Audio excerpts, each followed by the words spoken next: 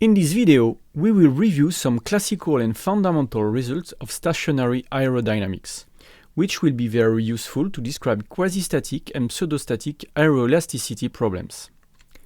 In the previous video, we have indeed shown that under the assumption U are very large compared to D, that the kinematic condition is written U equals 0 at the interface. The forces on the fluid and the structure thus result from a fluid mechanics problem with a stationary wall which depends only on the position of the interface. It does not depend on the velocity or acceleration of the interface. Let's see what this gives on the dynamics of a structure described by the single mode. It is governed by an oscillator equation of mass m and stiffness k, and the fluid force is equal to the projection of the stress at the interface on the deformation mode phi.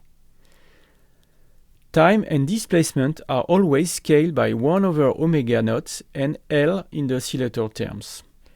And if we use U naught to scale the fluid velocity, we make rho U naught squared L squared appear in front to the projected dimensionless fluid stress. Dividing everything by KL and noting that omega naught squared is K on M, we obtain the equation for the single mode dynamics of the structure with the Cauchy number as a factor. The Cauchy number quantifies the order of magnitude of the displacement due to aerodynamic forces. Note that in the studies on the fluid at rest, we had made the mass ratio M appear instead of the Cauchy number, because we had used another characteristic velocity based on the oscillation of the solid to scale the equation in the fluid. This mass ratio quantified the importance of inertial effect of the fluid on the dynamics of the structure, while the Cauchy number quantifies the importance of the aerodynamic effects.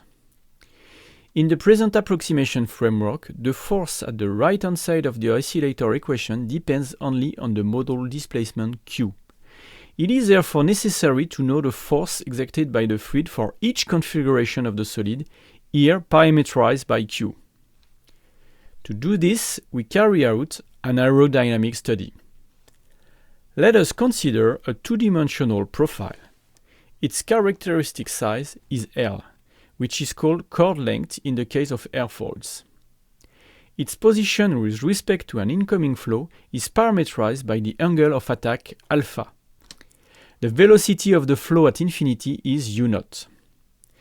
This flow generates a pressure distribution which results in a force F at point P. This point is defined as the reference point for which the resulting moment cancels. We then decompose this force into a drag force, collinear to the flow at infinity, and a lift force oriented perpendicular to the flow. The characterization of aerodynamic profile is generally done through dimensionless coefficient called lift and drag coefficients. Bernoulli's equation tells us that the variation of pressure on a streamline coming from infinity varies as 1/2 of rho U naught squared. And this pressure being exerted on a profile of length L, the aerodynamic force varies as L times 1/2 of U naught squared. The forces are therefore scaled with these quantities to define the aerodynamic coefficients. The aerodynamic study of a profile consists finally in characterizing this coefficient according to the angle of attack alpha and the Reynolds number. This characterization can be done by analytical calculation, by measurement, or by numerical simulation. The first classical aerodynamic result that can be exposed concerns thin profile with low incidence at high Reynolds number values. By adding circulation to the potential solution of the flow, which allows to satisfy the Kuta condition at the trailing edge, we can show that the lift coefficient is 2 pi alpha, and that the aerodynamic center is at the front quarter of the profile. Experimentally, we measure the forces exerted by the flows on profiles placed in a wind tunnel using aerodynamic balances. By performing measurements for different velocities and different angles of attack, we characterize the aerodynamics of these profiles. The numerical resolution of the equations of fluid mechanics also allows to estimate the fluid forces on stationary structures in the flows. Here is an example of direct numerical simulation of the incompressible Navier-Stokes equation in 2D around a NACA 0012 profile. To obtain the forces, we numerically integrate the fluid stress at the interface at each time step. In the case of the classical airfoil NACA 0012, the drag and lift coefficient obtained experimentally are plotted as a function of the angle of attack for different Reynolds numbers. We observe that the drag coefficient is 2 orders of magnitude lower than the lift coefficient for this thin airfoil. We also note that the thin profile theory gives a good prediction for low angle of attack, but from an angle around 10 to 15 degrees, the lift drops.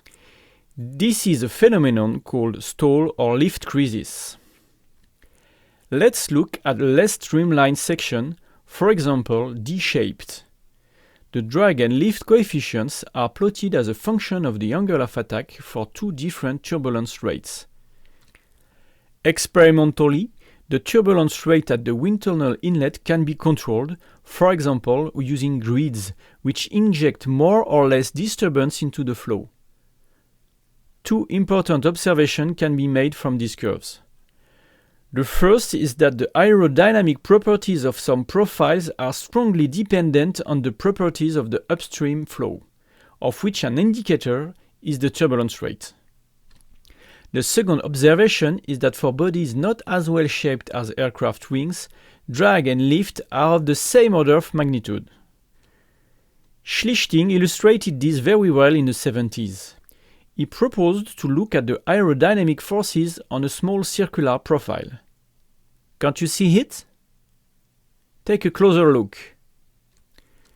Schlichting then suggested that we compare this with the aerodynamic forces on a NACA profile with a chord 167 times larger than the diameter of the cylinder. At high Reynolds numbers, the drag on these 2 bodies is the same. The explanation comes from the detachment occurring around the cylinder, inducing important pressure drops, which induce a force that dominates the drag. For a streamlined body, the detachment does not occur. We must then rely mainly on viscous friction, which is much lower than the pressure forces at high Reynolds number. Let's try to quantify this on the case of a circular section. The drag coefficient is plotted as a function of the Reynolds number on this figure. There are 2 main regimes.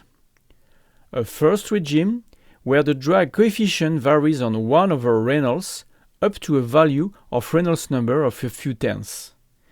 Then a regime where this coefficient is approximately constant and equal to 1.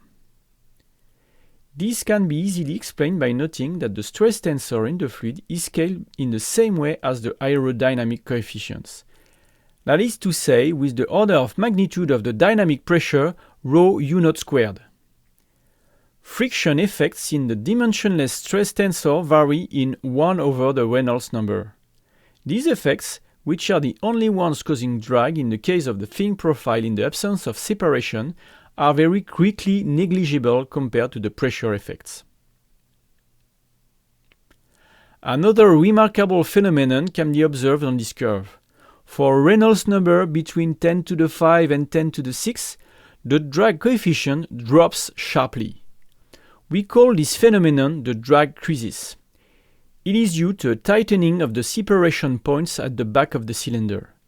This narrowing reduces the size of the recirculation area where the pressure is low, which results in a decrease of the drag force. The rectangular profile with an aspect ratio of 2 over 1 is a well-known example of a section whose aerodynamic properties depend on the level of turbulence upstream. The derivative of the lift curve can even change sign as the turbulence rate increases. At low turbulence rates, lift decreases as the angle of attack increases. At high turbulence rates, the opposite is observed. Finally, to complete this presentation of the aerodynamics of 2-dimensional profile, let us simply note that in the framework of aerodynamics of 3D bodies, it is no longer just a question of measuring 2 forces and the position of the aerodynamic center, but 3 forces, 3 moments, this according to 3 angles of attack. In conclusion, we have seen in this video some classical results of stationary aerodynamics. The lift and drag force, and possibly the aerodynamic moments, are characterized through dimensionless coefficients which are a function of the geometry and the Reynolds number, but also sometimes of the properties of the inlet flow, such as the turbulence rate.